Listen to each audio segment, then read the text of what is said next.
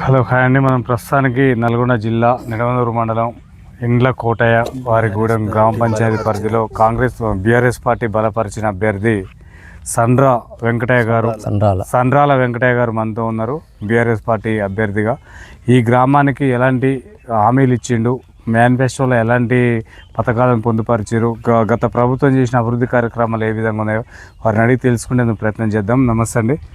మీరు BRS party అభ్యర్థిగా పోటీలోకి దిగుతున్నారు సార్. ఏమే హామీ ఇచ్చినారు? మీ గతంలో మీరు చేసిన అభివృద్ధి కార్యక్రమాలు ఎట్టున్నాయి?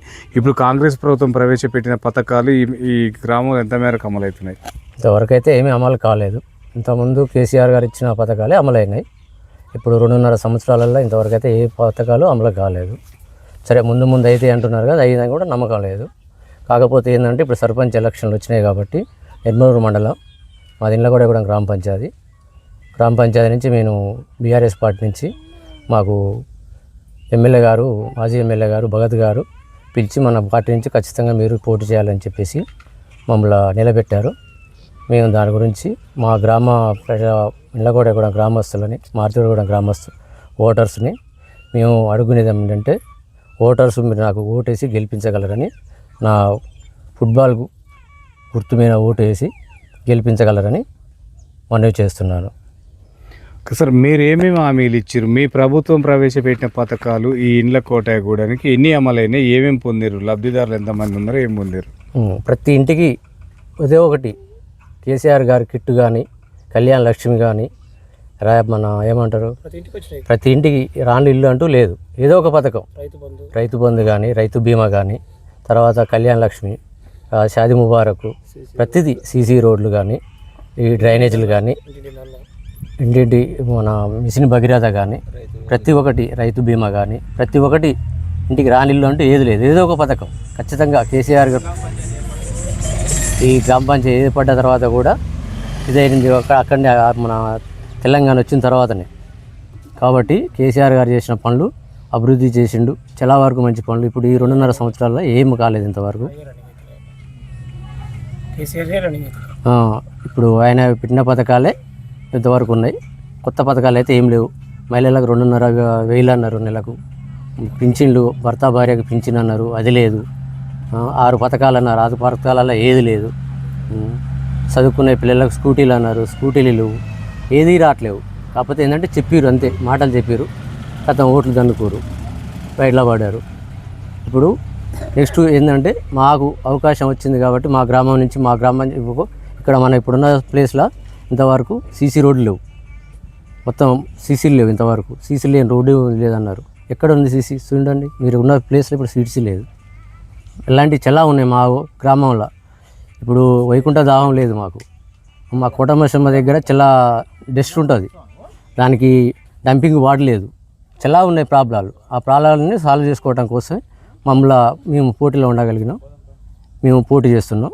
మాకు ఈ గ్రామస్తులు ఓటేసి మమ్మల్ని గెలిపించుకుంటే మేము ప్రతి పనిలో మేము మీకు చేదుడుగా ఉండి ముందంజలో ఉండి మీకు పని చేస్తాం మేము. ఓకే సార్, అంటే ఇప్పుడు అధికార పార్టీ వాళ్ళు 6 గ్యారెంటీలే గెలిపిస్తాయి అంటున్నారు సార్. మరి 6 గ్యారెంటీలలో ఏదైనా ఒక గ్యారెంటీ ఇచ్చినట్టయితే చూపించండి. మేము కాదంటలేము. ఈ పథకం ఇచ్చినాం మేము, 6 గ్యారెంటీలు అన్నారు కదా, దాంట్లోకి వెళ్ళి ఒక పథకాన్ని చూపించండి. మేము ఇది ఖచ్చితంగా ఇచ్చినాం. ఏమి ఇచ్చినారు? ముసలోళ్ళకు 3,000 రూపాయలు ఇచ్చారా?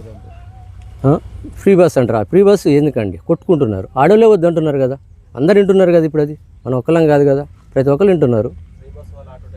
ఆటో డ్రైవర్ల పరిస్థితి ఏందండి? ఇవాళ రోడ్డు మీద పడి కాలువ దగ్గర పెట్టుకొని బండ్లు పెట్టుకొని కూర్చుంటున్నారు. అలా జీవనాధారం పోయింది కదా. దానివల్ల ఇందిరమ్మ ఇండ్లు అని ఇచ్చినారు. ఇందిరమ్మ ఇండ్లు ఇస్తే ఇల్లు లేని వానికి ఇల్లు ఇవ్వలేదు మా దగ్గర. సరే, ఎక్కడెక్కడ సంగతి అంటే నాకు తెలియదు. మా ఊర్లోనే పేదవాడికి ఇల్లు లేదు, ఉన్నోనికి ఇల్లు కట్టుకోరు. అసలు లేని పరిస్థితి అట్లే ఉంది. ఎలాంటి ఇంకెక్కడండి మీరు పేదల ప్రభుత్వం అంటారు? ప్రజాపాలన ఎక్కడండి? ఎక్కడుంది ప్రజాపాలన? ఒకసారి ఇక్కడ అంటే ఇప్పుడు ఇండ్ల కోటగూడెం అంటే ప్రజలు మొత్తం కూడా కోటమైసమ్మ టెంపుల్లో చాలా అవినీతి జరుగుతుంది. అక్కడ ఎలాంటి వసతులు లేవు, మహిళలకు కానీ వచ్చే భక్తులకు కానీ వసతులు లేవు అంటున్నారు.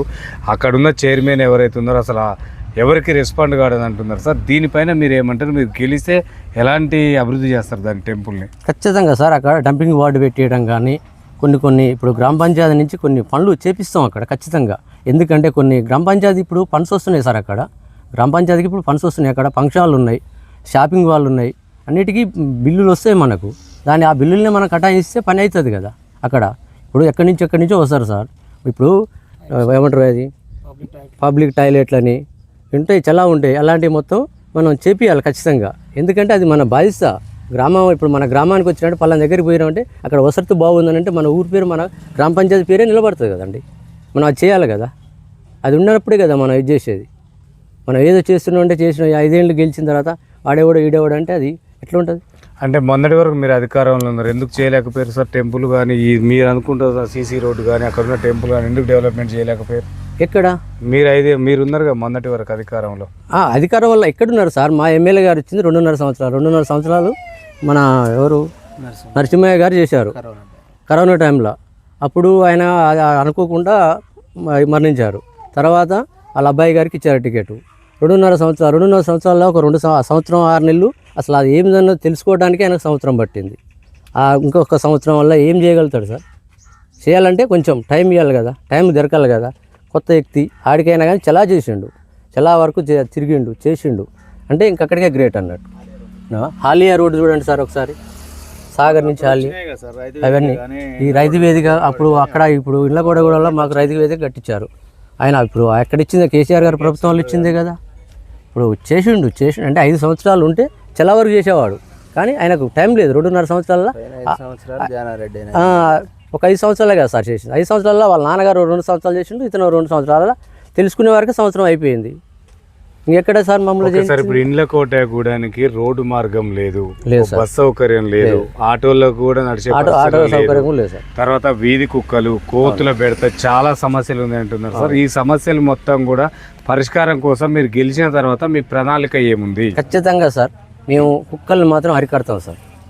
కోటమశమ్మ దగ్గర డబ్బింగ్ వార్డు ఒకటి, ఈ కుక్కలది ఒకటి, ఖచ్చితంగా దాని మీద చర్య తీసుకుంటాను అన్నారా.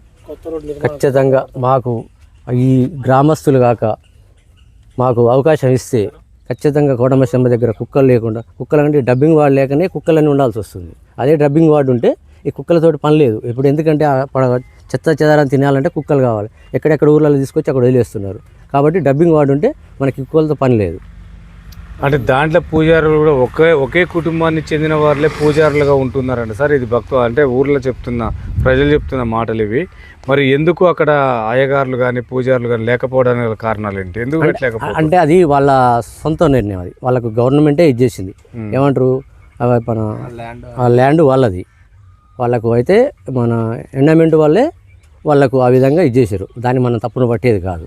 ఎందుకంటే వాళ్ళ భూమి వాళ్ళది. వాళ్ళ భూమిలో దేవత ఉంది కాబట్టి వాళ్ళు కొలుస్తారు, అందరూ వచ్చారు కొలిసారు. అది గవర్నమెంట్లో ఎండమెంట్లో పడ్డది. తర్వాత మాకు కల్పించండి అని చెప్పేసి వాళ్ళు కోరుకోరు, అడుక్కురు, తీసుకోరు. దాంట్లో తప్పు లేదు, వాళ్ళకు ఉండాలి అది. ఓకే సార్, మీరు ప్రజల దగ్గరికి ఓటు ఏమని అడుగుతారు సార్? వాళ్ళే అవతల 6 గ్యారెంటీలు అంటారు, మరి మీరేం చూపించి ఓటు అడుగుతారు? మేము చేసిన అభివృద్ధి పనులు ఉన్నాయి, కేసీఆర్ గారు ఇచ్చిన ప్రతి ఒక్క అభివృద్ధి పని ఉంది. ఆ అభివృద్ధి పనులను చూసుకొని మేము తీసుకెళ్తాం అన్నారా. ప్రతి ఇంటికి మీ ఇంటికి ఏం రాలేదో చెప్పండి. ఒక్క ఇంట్లో మా ఇంట్లో ఇది రాలేదు అని అంటే ఆ ఇంట్లో నేను ఓటు అడగను సార్. ఒకటే ఆ ఇంట్లో ఈ ఇంట్లో మాకు రాలేదని అంటే మీ ఇంట్లో నేను అడగను. కేసీఆర్ గారు నీకు ఏం ఇవ్వలేదు కదా, అయితే నువ్వు నాకు ఓటే ఏకమ్మా అని అడుగుతాను నేను. దాంట్లో నేనేమన్నా ఇదైతే అప్పుడు వాళ్ళకి రానోళ్ళు అంటే ఎవరు లేదు సార్.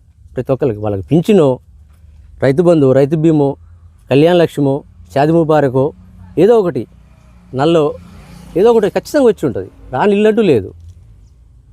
ఒకసారి విద్యార్థులకు విద్య, తర్వాత ప్రజలకు వైద్యం కూడా సరిగా లేదంటున్నారు సార్. ఆ విద్యా వైద్యం మీరు గెలిస్తే అందియగలుగుతారా?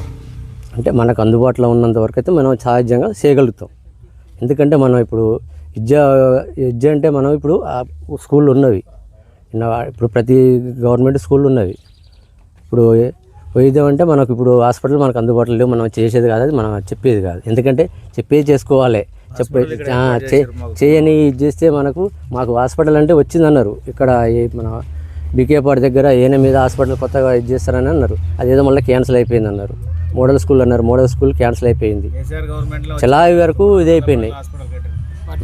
అది మనం ఎందుకంటే ఇప్పుడు ఒకసారి సండ్రాల వెంకటయ్యకు ఓటు వేయాలంటే ఎందుకు వేయాలంటే ఏం చెప్తారు?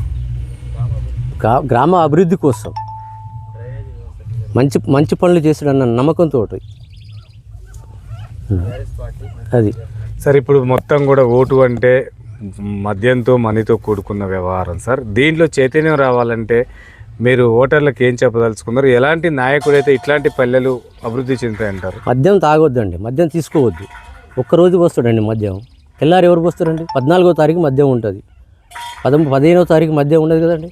గెలిచిన వాడు ఇస్తాడు కాకపోతే ఆ ఒక్కరోజు 15వ తారీఖు, 16వ తారీఖు నీ పనులు చేసుకోవాలి. 5 సంవత్సరాలు నువ్వు ఆయన కాడికి పోయి నమస్తే పెట్టాల్సిందే. ఏమ్రా బాబు నాయన అంటే, నువ్వు ఆయన కోట తాగినావు, 500 రూపాయలు తీసుకున్నావు, నీకు నేను ఎందుకు చేయాలి పని అని అడుగుతాడు. తీసుకోకండి, మద్యం తీసుకోకండి, డబ్బు తీసుకోకండి. ఖచ్చితంగా మీ ఓటు మీకు నచ్చిన వ్యక్తికి ఓటేసుకోండి, తర్వాత మీకు కావాల్సిన పని చేయించుకోండి, గెలిపించుకోండి. అది మీరు చేయాల్సిన పని. ఫైనల్గా ఓటర్లకు ఏం చెప్పదలుచుకున్నారు? రేపు 14వ తారీఖు నాడు జరిగే ఎలక్షన్లను ఉద్దేశించి మీ ఇండ్ల కోటయాగూడెం ప్రజలకు ఏం చెప్పదలుచుకున్న ఓటర్లకి? నేను ఒకటే సార్, నేను కేసీఆర్ గారు పెట్టిన పథకాలు ప్రతి పథకాన్ని నేను మీ ముందుకు తీసుకొస్తాను. మన మార్తివారు కూడా ఇండ్ల కోటయాగూడెం పనసాయ క్యాంపుని మనకు 3 గ్రామాలు ఉన్నాయి. మన గ్రామ పంచాయతీకి 3 గ్రామాలు ఉన్నాయి. 3 గ్రామాలని నేను మురికాలువలు కానీ, డ్రైనేజీ కానీ, సీసీ రోడ్లు కానీ, ఈ చిన్న చిన్న చెట్లు కానీ, వీధి దీపాలు కానీ అన్నీ ఎక్కడికక్కడికి మనకు గ్రామ పంచాయతీ పరిధిలో కనీసం దోమల మందు కొట్టేది లేదండి ఇంతవరకు. ఇవి దోమలు మొత్తం చెరువులు, చుట్టూ చెరువులు, దోమలు, ఈగలు, ఈ డ్రైనేజీలు, అసలు డ్రైనేజీలు లేని బాటలు కూడా ఉన్నాయి కొన్ని. అలాంటివన్నీ మంచి చేసుకుంటాం కోసమే నన్ను కొంతమంది నిలబడి చేశారు ఓటర్సు. మనం ఉండాలి ఖచ్చితంగా, నువ్వు ఉంటేనే బాగని చెప్పేసి నన్ను ముందుకు తీసుకొచ్చారు. కాబట్టి నేను ఈ సర్పంచ్ ఎలక్షన్లల్లో పోటీ చేసి నాకు ఫుట్బాల్ గుర్తు వచ్చింది. ఆ ఫుట్బాల్ గుర్తుపై ఓటు వేసి నన్ను గెలిపించరగానే ప్రార్థిస్తున్నాను. కరెక్ట్. Thank you sir. చూస్తున్నానండి మీ తెలుగు.